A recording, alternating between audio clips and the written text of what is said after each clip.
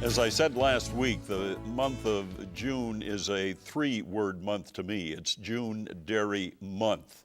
And we are joined this week by a dairy producer and dairy spokesperson, Linnea Kustra, who along with her husband Joel operates a dairy farm northwest of Chicago, not too far from the Wisconsin line in McHenry County, Illinois.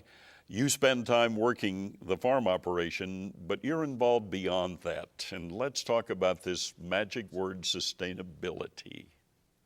Yes, Orion, sustainability is what farmers have been doing for generations. Our family has been farming in McHenry County for over 100 years, and you grew up on a dairy farm. You know how things have changed. And as we continue to do more with less, that's what sustainability is. So I'd like to talk about what the dairy industry decided we wanted to do starting in 2008. The dairy industry formed the U.S. Dairy Sustainability Council, and we decided we wanted to be the leader in continuing to do more with less. We're going to have 9 billion people on this planet by the year 2050, and we're going to need 100% more food in order to feed them. And yet we can't use more of the earth. We have to do more with less. So we formed this council, and it includes people from throughout the dairy industry, from the grass all the way to the glass on the table. It includes processors, non-governmental associations, co-ops, dairy farmers. All throughout this process, we are committed to lowering our carbon footprint in the dairy industry by 25% by the year 2020. You have already lowered it substantially, going back a half century. What are those comparative numbers? Absolutely. In evaluating this, and it's all science-based, we developed the life cycle assessment of the dairy industry, and the news we found out is pretty incredible. For a gallon of milk now versus producing a gallon of milk back in 1944, we are using 90% less land than we did then. 65% less water to produce a gallon of milk. And all this comes from improvements in genetics, improvements in nutrition, the little things that we do every day on the farm. It's not that complicated to be sustainable. We've been doing it all along, but now we get to tell our story of how we're going to continue to even do better. Now, if I'm not mistaken, this is a team effort, right? It's not just you folks who are producing the milk on the farm who are involved in this. No, this is a huge effort on the part of the whole dairy industry.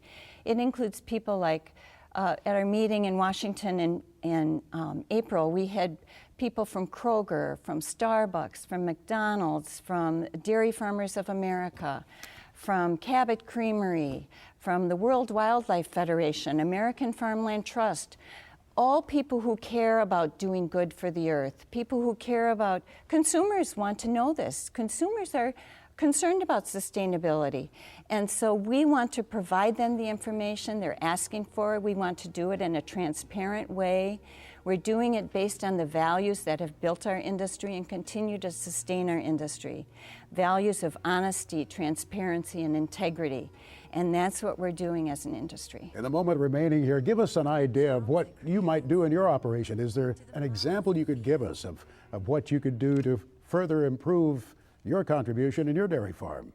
Oh, sure. Well, just as an example, this last winter we replaced light fixtures to be more energy efficient.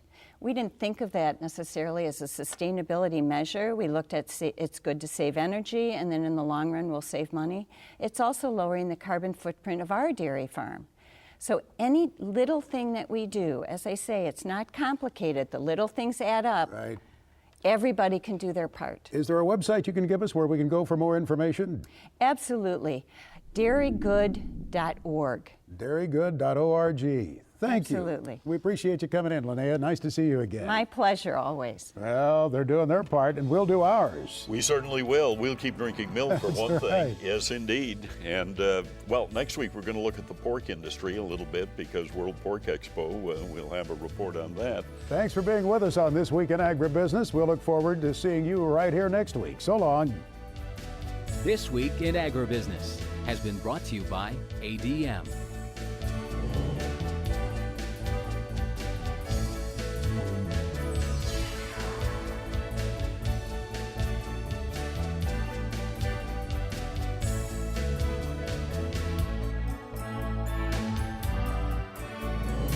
This Week in Agribusiness is produced by Omax Communications in association with High Yield Productions.